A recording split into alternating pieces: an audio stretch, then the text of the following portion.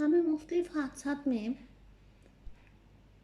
ऐसे मरीज़ों से वास्ता पड़ता है कि जिनका सांस बंद हो जाता है, तो हमें आर्टिफिशियल रेस्पिरेशन के ज़रिए उनका सांस बहाल करना होगा ताकि वह बड़े हादसे यानी मौत से बच सकें या बड़े हादसा का शिकार ना हो।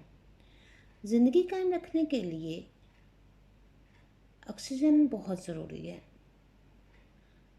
सांस लेने का मकसद हवा से ऑक्सीजन को फेफड़ों में मुंतकिल करना होता है,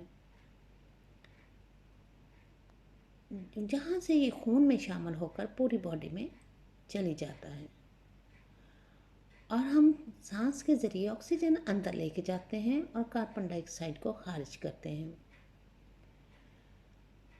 हवा गैसों का मरकब है जिसमें ऑक्सीजन 21% है। इसमें से हम सांस लेने के लिए सिर्फ 5% इस्तेमाल करते हैं, बाकी 60% हम खारिज कर देते हैं और साथ थोड़ी सी कार्बन डाइऑक्साइड निकाल देते हैं। इसमें ऑक्सीजन की इतनी मकदार होती है कि बेहोश इंसान को हम होश में ला सकते हैं। खून की सुरख को लिए ऑक्सीजन को अपने अंदर जज्ब कर लेते हैं और वह दिल के लगातार फैलने और सिकुड़ने के अमल से बीमार के जिस्म में चक्कर लगा देते हैं। हर दफ़ा जब भी दिल के इजलास सिकुड़ते हैं तो दिल के खून को धकेलने वाले खाने यानी बटन की मदद से खून पूरी बॉडी में चला जाता है। इसी तरह जब दिल के इजलास ढीले पड़ते हैं तो दिल के खाने खून जमा करने वाले यानी असन उसको अपने अंदर भर लेते हैं। मरीज़ का सांस बहाल करना किस तरीके से है?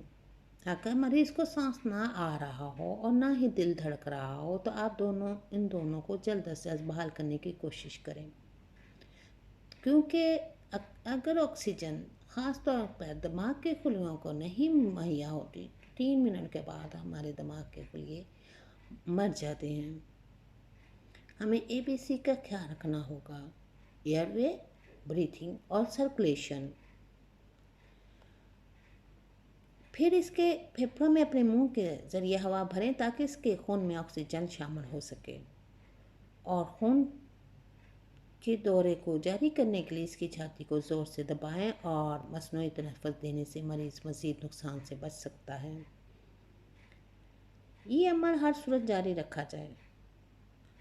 अगर आपको ये शक भी हो कि अभी उसका सांस बहाल नहीं हो रहा तो आप देते रहें ताकि उसके सांस बहाल हो जाए और यहाँ उतनी देर तक देते रहें जब तक मरीज़ को हॉस्पिटल ना पहुँचा दिया जाए या फिर इतनी देर लग जाए कि आप देते देते थक जाएं, लेकिन कोशिश को जारी रखें।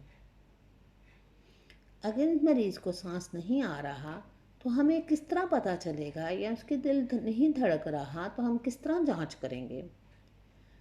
तो हम अगर मरीज़ के कान को उसके नाक के पास लाएंगे तो हमें उसके सांस के निकलने की आवाज़ सुनाई देगी अगर उसको सांस आ रहा है। मरीज़ वैसे ही बेहोश है। और इसके अलावा छाती के उतराव चढ़ाव भी महसूस होता है। अगर हमें ये दोनों महसूस चीज़ें नहीं होती तो इट मीन्स उसको सांस नहीं आ रहा और हमें मसनूई तरीके से उसका सांस बहाल करने की कोशिश करनी है। इसी तरह दिल की धड़कन को किस तरह जांचा जाता है? दिल की धड़कन हम अपने कलाई की नब्ज़ से भी जांच कर सकते हैं, लेकिन यहाँ बहुत कम लोगों को पता चलता है। इससे बेहतर तरीका ये है कि हमारे गले के दोनों तरफ हाथ रखा जाए गांठ पे, तो वहाँ दिल की धड़कन जो है वो हमें वहाँ से महसूस होती है।